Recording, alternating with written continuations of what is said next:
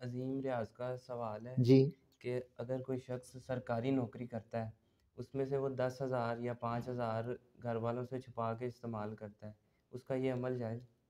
جواب یہ ہے کہ سرکاری نوکری کرتے ہیں، تنخواہ ان کی جو آتی ہے اس میں سے وہ 10,000 یا 5,000 گھر والوں سے پردے کے ساتھ اپنی ذات پر خرچ کر لیتے ہیں۔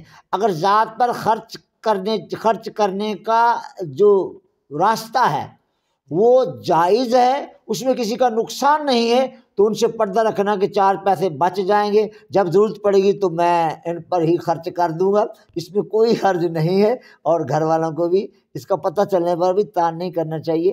فقیر الحمدللہ اس طرح کا عمل کرتا رہا، پتہ نہیں اب آپ کیا کہیں گے، کہ میں چھپا کر پیسے گھر والوں سے چھپا کے رکھ لیتا تھا، اور پھر جب ضرورت پڑتی تھی تو میں اکٹھے پیسے دے دیا کرتا کہ لیجیے آپ یہاں خرچ کر لیجیے۔ اگر اس نیت سے رکھے ہیں تو یہ جائز ہے، جائز ہے، اس کو کون کہے گا کہ ناجائز ہے؟